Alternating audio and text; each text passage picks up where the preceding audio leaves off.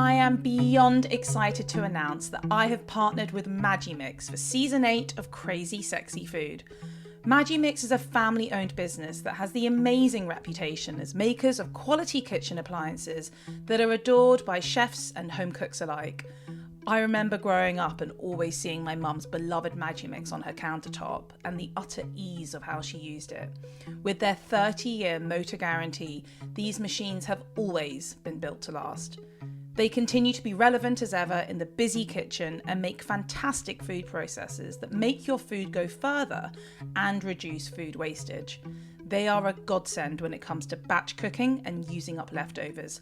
I use my Magimix every single day.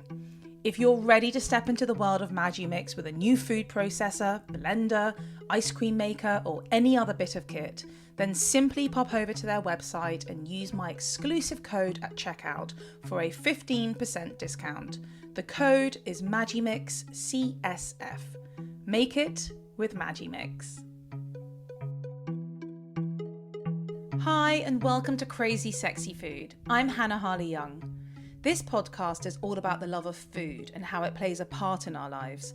I sit down with well-known personalities, food experts, chefs, and people who, well, just love their food, to find out all about their life, career, and their favourite tastes along the way. Today I'm joined by Lorraine Copes, the founder of Be Inclusive Hospitality, the non-profit organisation set up to advance racial equality in hospitality, food and drink. Launched in 2020, Lorraine's background working with some of the most well-known restaurant brands has paved the way for her to really shine the light on the lack of diversity within the industry and make the much-needed changes, as well as educate and coach employers on how to better the workings of their companies. Be Inclusive are also the proud founders of the BIH Spotlight Awards, where exceptional talent and achievement from Black, Asian and ethnic minorities will be celebrated and recognised. The awards will commemorate the brightest stars of the present and future and would allow the opportunity for the nominees and winners to build their networks, striving for a more inclusive industry. Lorraine, it's such a pleasure to have you on. Welcome to Crazy Sexy Food. Great to be here. Thank you for having me. No, this is so exciting. And I know that a lot of people will be watching this as well as listening to this. So you are one of the first few that gets to be on camera. So thank you for being a part. No problem. So I always ask, first and foremost, before we kick off, what did you have for breakfast today? Yeah, sure. I had porridge with blueberries and bananas. Very healthy. With the grapefruit. Yeah, I'm desperately still trying to shift the pandemic weight. Oh, yeah, okay, yeah. I mean, we're all suffering. I have a feeling it's just going to be with me for life at this point. Do you think I'm determined for it not? So went to the gym this morning as well. Oh, good for you. Yeah. I mean, I did a Pilates class. I was like, I need to just get into the zone and be a bit zen and see how we go. Yeah. And, I mean, it's obviously a very busy time for you. We are obviously recording before the awards are happening, and when this comes out, the awards would have happened. But the nominations are open, and I'd love to know, how's it gone this year? Yeah, it's been brilliant, actually. I had the vision in 2020 to launch an awards because I think it's really important to celebrate people from all backgrounds. And I think that the industry has historically had quite a narrow lens on what excellence looks like. And so to bring the awards to life and to actually see the responses from people who have been nominated has just been heartwarming and really touching, actually. So far, so good. It's all moving forward at pace. We've got a lot of great sponsors, amazing judges. It's all moving in the right direction. I'm really excited. I really feel like this was a long time coming, and we're going to get into this in a bit, but I sort of want to start from the beginning. Yeah, sure. You were born and raised in Birmingham. I was. I want to know what life was like growing up, who was cooking, what was on the table, sort of paint the picture for us. Sure. So growing up in Birmingham, so both my parents are Jamaican, and so in my home was Jamaica and outside was obviously Birmingham. And so that gives you context in terms of food. Yeah. Every single day of the week we had Jamaican food apart from Friday.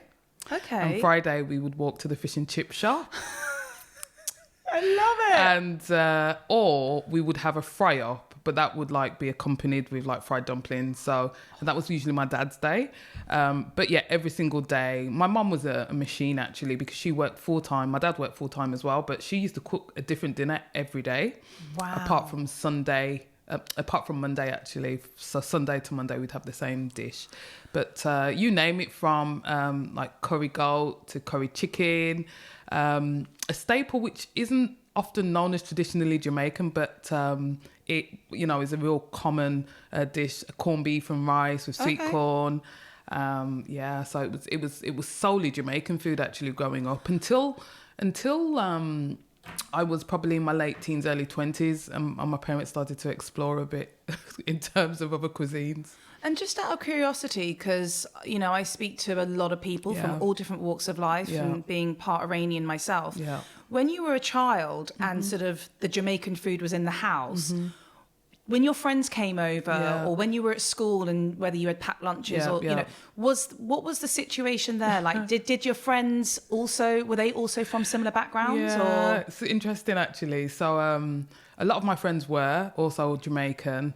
But I remember school trips and my mum would like give us sprats. So, you know, like the fried fish on a school trip. No way. And I used to love it. But I look back in hindsight thinking we had like fried fish in a little like lunch box with like hard-boiled bread. Like our packed lunches were amazing. But how did the other kids respond to that? Did they ever say, you know what's that? I don't recall it. And the school I went to was very mixed from an ethnic perspective.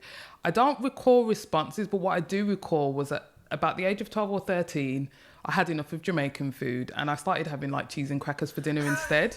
I kind of rebelled, stopped eating meat. And for a number of years too. I was just sick of Jamaican food, and now I look back in hindsight and think about all the amazing dishes that I missed. But that's so funny. I mean, I feel like you all go through a phase. Like, I mean, I remember when my mum would make, you know, when we cook Iranian food, it takes like 5 days to make just one dish. Yeah. And like when I'd get it at school, you know, those old school desks that you sort of lift up. And around lunch, I'd sort of lift it up, and this waft of flavors that no one had ever experienced would be like, what is in your desk, Hannah? Yeah. And actually, in hindsight, it was probably the best lunch out of the whole class. Yeah, for sure. That's so funny. And so was your mum the primary cook? She was. She was a primary cook. My dad would cook on rare occasion. And for that reason, when he did cook, it was like Russian roulette. Sometimes it was awful and sometimes it was great. Funnily enough, though, sort of 20, 30 years later, my dad's actually the better cook. So they parted ways when I was about 22. Okay. And my dad, just like his game, he leveled up. He amazing cook now. He's better than my mum. Wow. He's phenomenal. Does your mum know that? Yeah, well, I'm very vocal about it. I mean, food, it's a really important topic and plays a really important part of our lives. And my mum knows it because even though they've separated, like we still spend Christmas, birthdays, like we spend a lot of time together as a family. Yeah. And so she's well aware. I mean, I want to talk about Jamaican food because... I mean, I've been very lucky to have spent a lot of time in Jamaica. I also grew up in a huge West Indian community in Ladbroke Grove for the better part of my life. But I would say, I mean, and correct me if I'm wrong, I'd say sort of in terms of West Indian food, it's probably the most well-known, I'd say in London, let's say. It's sort of most easy to access. Yeah. But I actually recently, a couple of years ago, did a show all about the best Caribbean food in London. And it's so fascinating that the different islands have a completely different cuisine. And people must remember that when you go to somewhere like Trinidad, you're not necessarily going to be getting Jamaican food. Yeah, of course. And so, you know, what do you think sets Jamaican food apart from other West Indian cuisines? I think something really important to note there, that there's a reason for there often being an assumption that Jamaican food is all Caribbean food. And it's because, obviously, with the influx of, people from the Windrush generation into the early 80s, Jamaicans were definitely the most dominant island in the UK. And it's just the best, quite simply. I mean, I'm a bit biased. That's not biased at all. Just a tad. But what sets it apart? I mean, I am biased, but having tasted foods from all over the other islands, there are some real similarities. But Jamaican food, for me, and I say this, being Jamaican, it just is the best. It is. It really is. It's just, I really, when I look back at history and I look at how Jamaican food came to being and the beauty that was born out of a horrific, time, I think it's just magnificent, and it speaks volumes about the people within that island and what they've ultimately been able to create, and not only create, but really hold on to. Absolutely. Foods, flavors and traditions from West Africa, because there's so many dishes where they're so similar, which is completely remarkable, really. No, it is. And I guess, a lot of people don't know about that. Tell me, how hot can you go? I mean, I permanently have a bag of Scotch bonnet peppers in my freezer. So, hot sauce was always in our house. So after recording, I'm going to show you my hot sauce collection. Okay. I was actually told by doctors that I had to calm down on my hot sauce consumption Really? a few years ago because I was ruining the lining of my stomach. What? I know. I mean, I've been known to carry hot sauce in my handbag because whenever you sort of used to travel the world, I mean, obviously things are a lot better these days, but at least 10, 15 years ago, hot sauce could get you out of a really bad situation, right? When there wasn't much to eat. Yeah, very true. Very true. The right hot sauce can flavour and make anything tasty, absolutely. Right? And then my mum gets really irritated when I used to live at home and she'd spend hours cooking and then I'd automatically go for the hot sauce. She'd be like, can you just try it before you douse it in a whole load of chili? And I do kind of get that now that I cook a lot more. Yeah. So I'm going to fast forward a little bit. Yeah. You left university with a degree in logistics and that's quite an interesting degree. I don't think I've met anybody that's had a degree in that. That's a way of putting it. Yeah. I mean, what did you want to do with that? I have no idea. She's still figuring it out. So the reality of the fact is this, actually. So at college, I studied psychology and media studies and I excelled in them and I loved them. Prior to that, I did graphics and textiles. Logistics for me was me studying something that's pragmatic, that's going to secure me a stable job and all that jazz, really. There was no foresight there at all. It was pure luck that it led me into the role of procurement, which I absolutely love. But there definitely wasn't any strategic or, any foresight on my part in terms of where logistics might take me. It was actually as dull as dishwater. But, met We're one of really my best selling friends. it there for the kids. It was just, so but I guess, you know what, sometimes, I mean, I know for me as well, you sort of at that age where, in this country, I don't know how much the system's changed in terms of education, but you essentially have to kind of decide what route you want to take in your life, like the age of 14. I mean, that's young. It really is. And you know what? That, as well as having parents not from this country who believed that education was a sort of pass to a better opportunities than they had. And you put those both in a pot and you study something that actually is of no interest at all. But, I learned how to write a dissertation and stuff. That's why in Iranian culture, you have a lot of dentists because I think it's seen as like the right thing to do. Of course. So sort of, again, fast forwarding, I mentioned in the intro that you've worked with some incredibly well-known and fantastic companies such as Shake Shack, Corbin and King, who, for anyone that may not know, sort of own places like the Wolseley and Gordon Ramsay restaurants. And I sort of want you to talk to me about the journey of entering this hospitality world and then sort of talking to me about when you first entered, what was going on with diversity at the time. And so my first job actually in hospitality was forecasting and planning analyst, which aligned to my degree, and that was for a pub company. And it was in that role I realized that it was possible to eat and drink for free for a living without being a chef. Why do you think I'm doing this? And, something that's stuck with me forever, it's just kind of going off on a tangent a bit, is went to my first food tasting. And there was a development chef by the name of Bob Durkin. And I turned up so happy to be there, free food. And he said, Lorraine, this isn't a buffet, this is a tasting. And he was I can't remember where in North he was from, but he was really northern. And I was just mortified. And that stuck with me forever. However, my takeaway was that I can eat for free and drink for free. And I took a step from supply chain to procurement by actually writing to the managing director at Elior Contract Caterer at the time. And they created a job for me. And so I've basically taken steps forward and upwards throughout my career for the past 20 years. And how I describe hospitality then is very much how I describe it now. So procurement is a very outward facing role. Suppliers, events, awards, and also sort of in the past sort of 12 years of my career in a boardroom. And all of those spaces all lack people that look like me. Up until awards I was at on Friday, I can count on one hand how many other black people in the room that weren't serving. And so that's the problem that was there then, and it's the problem that's there now. So what year are we talking about when you first started identifying? It's 20 years ago.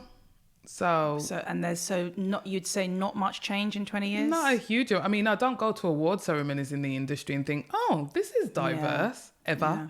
Yeah. I can very rarely count the number of black people in the room. There's often more Asian, South Asian, Southeast Asian, but it's still not representative, A, of London, B, of the industry from a stats perspective, and C, from the diversity that actually exists within the sector, And so I guess what I want to ask is, you sort of spend these incredible few years sort of working, I guess your way up in the industry to the point of then setting up Be Inclusive. And talk to me about what it was that you wanted to create. Sure. I mean, aside from the obvious. And I guess, where are we at now? Yeah. It was very much a journey, actually. So pre-2020, when the idea first came to me, I think that the first thing that I really thought about was visibility and lack of visibility. So if you're not on television or if you're not in the public eye, then you're invisible, right? And so it started off very simply as an Instagram account. And then the pandemic hit, gave me the opportunity to really flesh out a business plan, get clear on the mission. I decided to go down the route of social enterprise because I wanted a model that was transparent and impact driven. And so the journey has been quite fast paced because we launched actually the day before George Floyd was murdered. And so what timing with was that? It just meant that within the sector and outside of it, obviously, people were looking for a diversity theme or something that was representing diversity. And so we were found in the hospitality industry as the only organisation that exists with our aim. And so timing is everything. Also being within the pandemic, being able to really build a community quickly because everyone was still in at home, and really just rekindle a lot of relationships that I've held and had for the past 10 plus years with people in the industry. It just meant that we were able to move forward really quickly.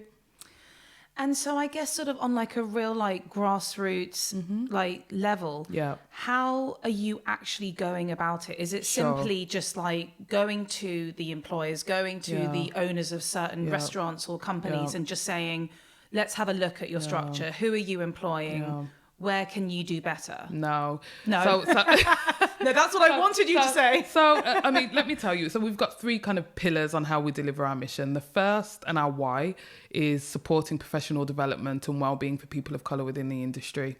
And so to date, that has included anything from mentorship schemes, workshops and events. And the awards actually sits under that pillar. The second, a bit similar to what you described, we are a diversity and inclusion consultancy. So as opposed to us going to businesses and saying, where are you? Businesses often actually find us and reach out and say, actually, we want to accelerate change. We want some educational workshops. We want advice. We want soundboarding. We want consultancy, and we work with them in that respect. And then third and finally, we work with brands. So a lot of brands that want to advance change will have a pot of money, and we help them to create a strategy, create the program itself, and often deliver it on their behalf. And underpinning all three of those pillars is research and insight. So just by nature of what I've done for a living, very commercial, I think that numbers can paint a picture. And so for the past 2 years, we have run a survey, industry-wide survey, which actually gives some insight in terms of the status quo around diversity and inclusion, racism in the industry, career progression, and perceptions of careers within hospitality. And we basically use data to inform action. Do you have any just stats on the top of your head? Yeah, sure. So the first piece of first piece of research conducted was on our behalf by a business called the Resolution Foundation. And this was just pre-pandemic, so it would have changed somewhat now. But they confirmed at the time that 17.83% of the sector identify as Black, Asian or ethnic minority. So we know that there's over-representation versus the UK-wide stats. So that's the first thing. They were able to identify as well disparities in pay dependent on the ethnicity and race. Now, our own surveys identified that 1 in 5 of respondents have had any education or learning around race and ethnicity. That's the first thing. The second thing is 39% was the highest. It was between 38 and 39% of Black and Asian people within the industry have experienced racism within the workplace, experienced or witnessed racism within the workplace. Whilst there is general really positive perception about hospitality as an industry, there is a disparity between support received. And by support, I mean access to qualifications, access to development. And that was seen at all career levels for respondents within the survey. So there's some key highlights. Some really quite serious figures there as well. It is concerning. And I guess sort of moving forward, for anyone that might be listening who is an employer or sort of owns a company or anything within hospitality, is there any sort of we're talking quite surface level here because they would need to obviously kind of speak to you and employ you and get you involved. What changes could we make on sort of a simple level? Yeah, I'd say on a really simple level, I think it's really important for employers to ensure that there is a zero tolerance approach to racism and discrimination in the workplace. That's the first thing. Because what we found again through the report is, despite your background, you are more likely to report an incident of racism to a peer than you are to senior management and HR. And there's a reason for that. And it's often around inaction.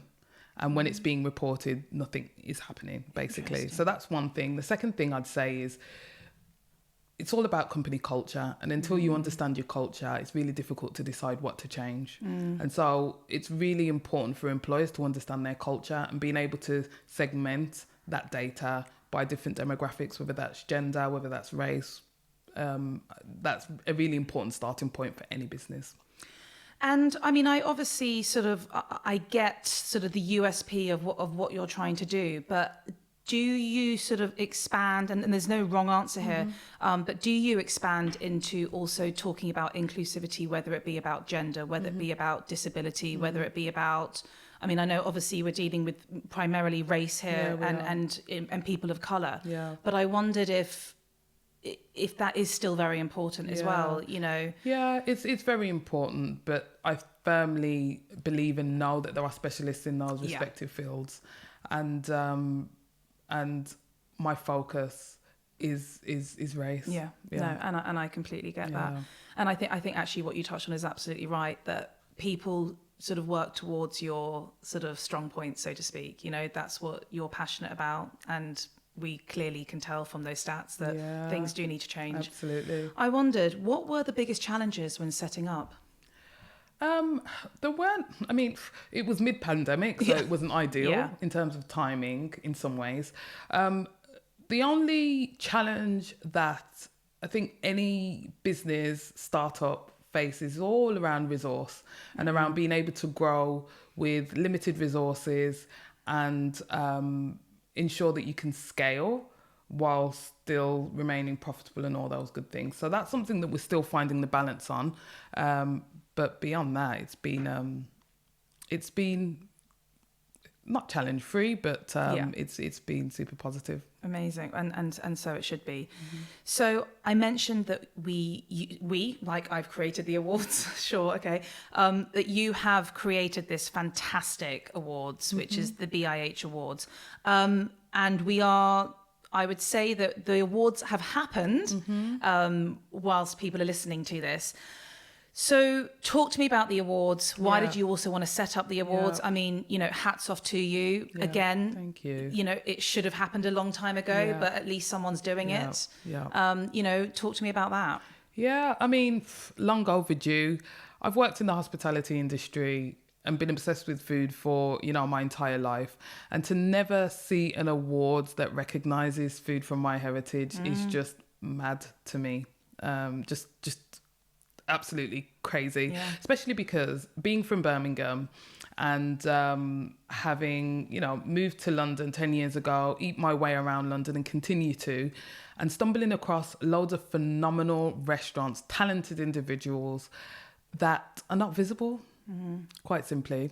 And so visibility is super important. Representation is really important.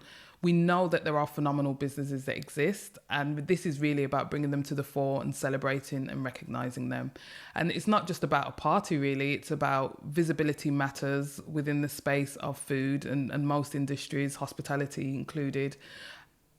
And the hope is that it will have an impact for them, their careers, and visibility will support their, upward trajectory within whichever fields that they are within. I was going to say, I mean, being recognised for something, it can get you onto the most amazing trajectory. It really can. And, for those places or those people that no one would have ever heard about. Exactly. This is absolutely what we need. So I guess before we leave BIH, BI, be inclusive, and the hospitality world, what do you think the future holds for inclusivity in hospitality? Yeah, I think that's a great question. And I think that it really does lie in the hands of the majority, and the majority are often white males within the industry. So I'm forever an optimist. And in the short time that we have been established, we've been moving forward in the right direction. But I don't see it being within my hands as a woman and a black woman within the industry. My business is here to advance change, but it heavily relies on allies and the majority to kind of pull their weight in driving change too, right? So 100%. I completely agree with you. So I want to take it sort of back to you personally. What's your relationship with food like? It's definitely one of the loves of my life. I love food. I love food and drink now, to be fair. But yeah. That's okay. Yeah. I mean, everything in moderation, right? I mean, and sort of, what does an average day look like for you? It seems like you're quite healthy. You started off with your porridge and your blueberries. Yeah. Does it kind of continue that way, or does it have a few twists and turns? It requires balance. So I exercise regularly, and I am super disciplined and eat really healthily because I eat out a lot for work. And so a typical day, I always plan food. So I'm often thinking about what I'm eating next. Yeah. But because I'm out and about quite a lot, it can be quite tough and challenging. But I mean, God, we really have those first world problems, you and I. I'm exactly the same. I mean, I sometimes, I don't know about you, but if I know that where I'm going, like out for dinner or I've got a meeting or whatever, I'll usually look at the menu online so I can kind of get an idea of what I might have. Yeah. And then that might influence the breakfast that day. Sure. Right? Yeah, so that... It's balance, right? Yeah. It's the only way. I think, especially as we get older, where there was a period where I could just eat and drink what I wanted and I could out-exercise the food. That doesn't happen anymore. No. So if I am going to be indulging in the evening, then I'll find balance in the day just so that it nets out. Totally the in same. in a And a do good you place. cook a lot at home? I do. I love to entertain, actually. Love food. Obviously, I love eating food, and that's why I cook. But something that my younger brother had said to me a while ago, he said, when our mom passes away, you'll be the matriarch of the family, and you need to be able to cook all the food that she can cook. No pressure. I know. And then at one point, he started turning up every Sunday to make sure I was moving in the my right direction. gosh. It's terrible. Lovely boy, but it's terrible. And yeah. what are your specialities at home? Are you cooking a lot of Jamaican food at home? So not that often, just because of Okay. the length of time Yeah. to prepare and cook. But I'd say that's definitely my speciality. But I can cook anything, to be honest. I've been working with chefs for years, and so picked up things here and gonna there, say, and I've you've had eaten some out tons. You've probably had So some great tips along the I years. have. I've eaten some amazing food. I bet you and have. so yeah, no, I'm a competent cook. And is there any food you dislike? So I also eat absolutely everything. So I'm not keen on sprouts, but I would eat them. Like I Okay. eat them at Christmas. Okay. But there's I nothing feel like don't it's like eat. blasphemy not to have a Brussels sprout at Christmas. Yeah. I mean, there's also a certain way of making sprouts. You don't Yeah. want to overcook them so Yeah. they're like stodgy mess. I've tasted them cooked in many of ways, and it's the funny thing is I love cabbage, and I know they're only mini That's cabbages, but interesting. I don't love them, but I'll eat Okay, them. fine. Like I'm not a fussy eater. I can't eat that. Okay, Yeah, that's pretty good. And what 3 items are always in your fridge? So mushrooms, Okay. chestnut mushrooms, piccolo tomatoes Yeah. on the vine, and garlic butter. Oh, okay. Interesting. So garlic butter, is that something you've made or you're buying in No, I garlic? buy it. Okay. Yeah. Yeah, I'm not making that from No, scratch. no. There's little There's certain shortcuts things, here yeah. or there. Because then you can just I love garlic mushrooms. You can just Got you. quickly Yeah, do it. easy Sourdough, peasy, you know, yeah. good to go. And when you are out and about, and this is going to be a big question for you, but where are some of your favourite restaurants? Oh yeah, I've got tons. So Chisaroo being one. Yes, I'm going there soon. Are actually, for the first time, I'm you? so really? excited. Yes. Amazing food. Yeah. I've eaten there like 10 times maybe. Okay, amazing. Tatale in the Africa Centre. Oh yes, I've heard about that. Yeah. a Ghanaian. A Coco, Burnett Yeah. Street. You've seen the theme. Bubala. Have you tasted Bubala? Okay. I've eaten there about 5 I cannot times believe in the I past. still haven't been. I know. I am going. I'm going. No, Yeah.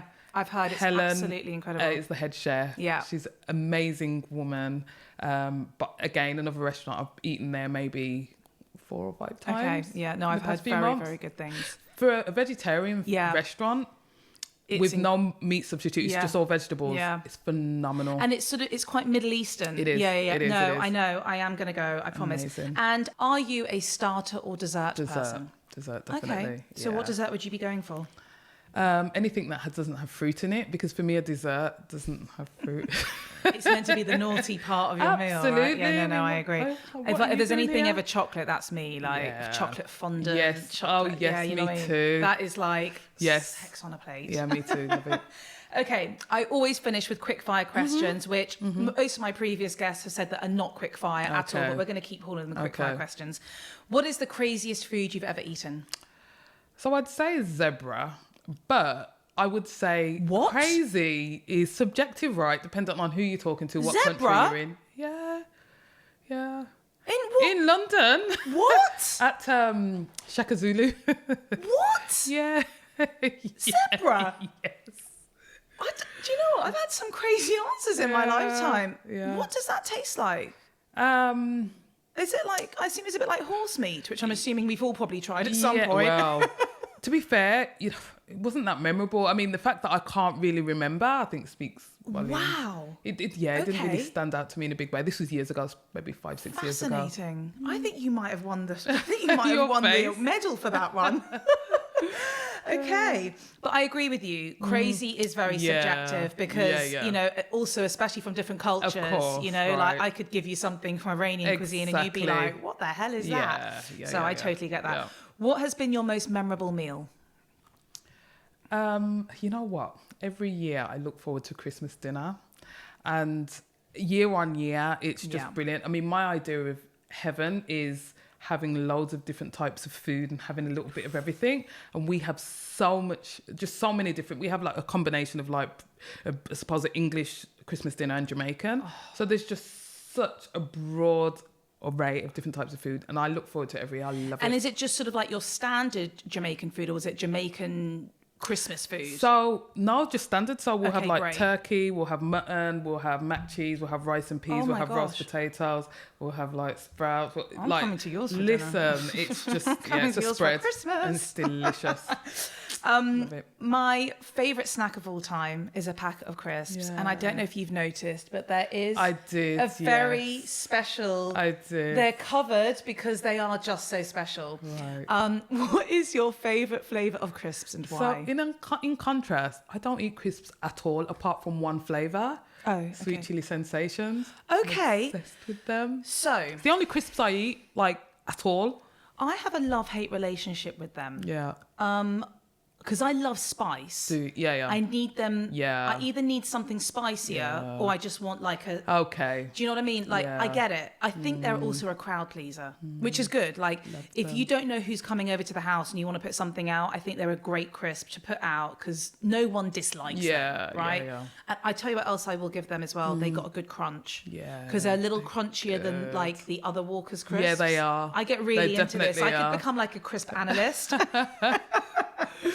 What food sums up happiness for you? Curried mutton. Yeah. Curried mutton. And rice and peas. Yeah. It's got to be. Just heaven. Yeah. Yeah. Final question. Live to eat or eat to live? I'll definitely live to eat. Yeah, for sure. I mean, you would probably be doing what you're doing right now had it not been for Wouldn't be. that. Lorraine, thank you so much for joining No me. problem. And I just think that what you are doing is incredibly inspiring. I'm so glad someone is finally starting to make some serious change in this Thank industry. you. And I am so excited to see what the future holds. Thank you. And hopefully some big major changes. Thank you. Thanks Thank for you having so me. much. Thank no you. problem. Until next time. Thank you for listening. If you love what you hear, please subscribe and review. Don't forget to follow me on Instagram @CrazySexyFood and check out the Crazy Sexy Food YouTube channel. Until next time, bye.